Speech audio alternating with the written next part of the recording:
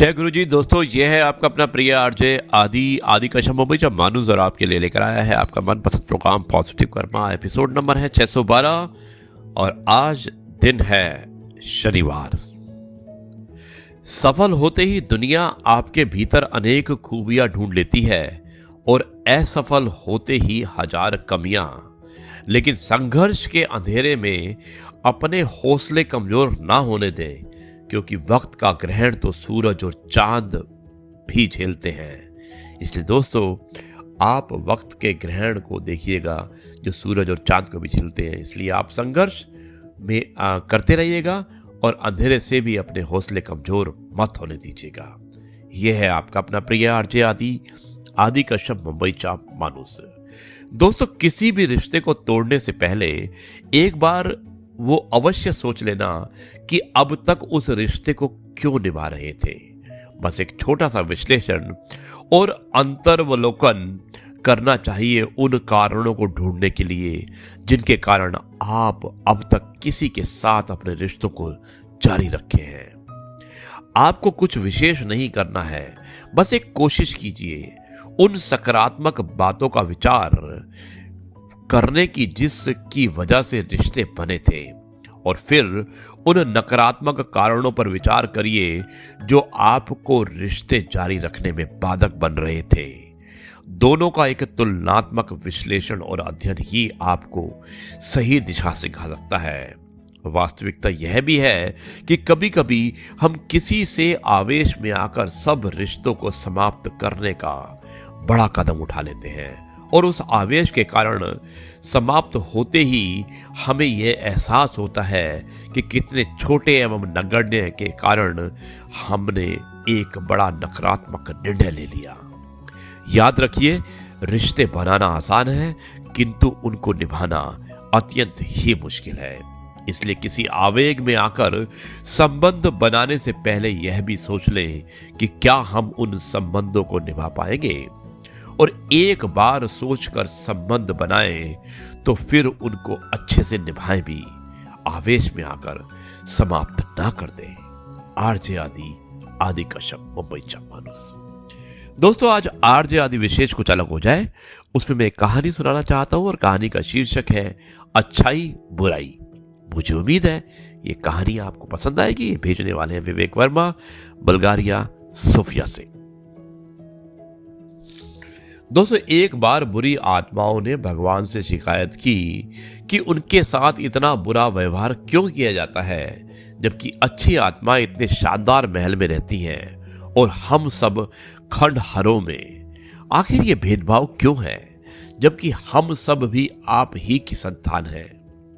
भगवान ने उन्हें समझाया, मैंने तो सभी को एक जैसा ही बनाया, पर तुम ही अपने कर्मों से बुरी आत्माएं बन गई, सो वैसा ही तुम्हारा घर भी हो गया। भगवान के समझाने पर भी बुरी आत्माएं भेदभाव किए बिना की शिकायतें करती रही और उदास होकर बैठ गई। इस पर भगवान ने कुछ देर सोचा और सभी अच्छी बुरी आत्माओं को बुलाया और बोले, बुरी आत्माओं के अनुरोध पर मैंने एक निर्णय लिया है। आज से तुम लोगों को रहने के लिए मैंने जो भी महल या खंडहर दिए थे वो सब नष्ट हो जाएंगे, और अच्छी और बुरी आत्माएं अपने अपने लिए दो अलग अलग शहरों का निर्माण नए तरीके से स्वयं करेगी। भगवान बोले, जब पृथ्वी पर कोई इंसान अच्छा या बुरा कर्म करेगा तो यहां पर उसके बदले में ईंटें तैयार हो जाएंगी। सभी ईंटें मजबूती में एक समान होंगी। अब ये तुम लोगों को तय करना है कि तुम अच्छे कार्यों से बनने वाली ईंटें लोगे या बुरे कार्यों से बनने वाली ईंटें। बुरी आत्माओं ने सोचा, पृथ्वी पर बुराई करने वाले अधिक लोग हैं, इसलिए अगर उन्होंने बुरे कर्मों से बनने वाली ईंटें ले ली तो एक विशाल शहर का निर्माण शीघ्रता से हो सकता है। और उन्होंने भगवान से बुरे कर्मों से बनने वाली ईंटें मांग ली। दोनों शहरों का निर्माण एक साथ शुरू हुआ, पर कुछ ही दिनों में बुरी आत्माओं का शहर वहां रूप लेने लगा। उन्हें लगातार ईंटों के ढेर मिलते जा रहे थे और उससे उन्होंने एक शानदार महल बहुत जल्द ही बना लिया। यही नहीं, वही अच्छी आत्माओं का निर्माण धीरे धीरे चल रहा था। काफी दिन बीत जाने पर भी उनके शहर का केवल एक ही हिस्सा बन पाया। कुछ दिन और बीते और ऐसे ही बीते। फिर एक दिन अचानक एक अजीब सी घटना घटी। बुरी आत्माओं के शहर से ईंटें गायब होने लगी। दीवारों से, छतों से, इमारतों की नींवों से, हर जगह से ईंटें गायब होने लगी और देखते ही देखते उनका पूरा शहर खंडहर रूप हो गया। परेशान आत्माएं तुरंत भगवान के पास भागी और पूछा, हे प्रभु, हमारे महल से अचानक ही ये ईंटें क्यों गायब होने लगी? हमारा महल और शहर तो फिर से खंडहर बन गया। भगवान मुस्कुराए और बोले, ईंटें गायब होने लगी? अच्छा, दरअसल जिन लोगों ने बुरे कर्म किए थे, अब वे उनका परिणाम भुगतने लगे हैं। यानी कि हमें अपने बुरे कर्मों से उबरने लगी हैं और उनके बुरे कर्म और उनसे उपजी बुराइयां नष्ट होने लगे हैं। सो उनकी बुराइयों से बनी ईंटें भी नष्ट होने लगी हैं। आखिरकार जो बना और जो आज बना है वो कल नष्ट भी होगा।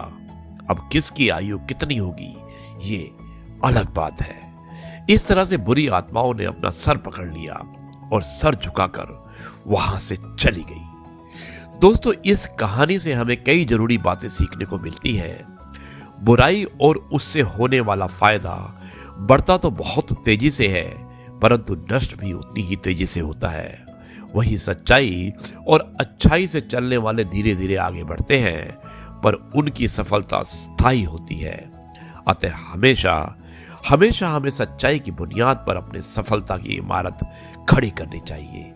झूठ और बुराई की बुनियाद पर तो बस खंडहर ही बनाए जा सकते हैं। दोस्तों, अब मैं इस कार्यक्रम को यहीं पर समाप्त करता हूं और मुझे उम्मीद है ये कार्यक्रम पसंद आया होगा। कहानी लंबी जरूर थी, लेकिन बहुत ही शिक्षाप्रद कहानी थी। अब हम एक बार फिर से इस कार्यक्रम का समापन करते हैं और कल आपसे फिर मुलाकात करेंगे कुछ नई बातों के साथ। तब तक के लिए कहता हूं नमस्कार, जय हिंद, वंदे मातरम, भारत माता की जय। जय जवान, जय किसान, जय गुरु जी, शुक्राना गुरु जी।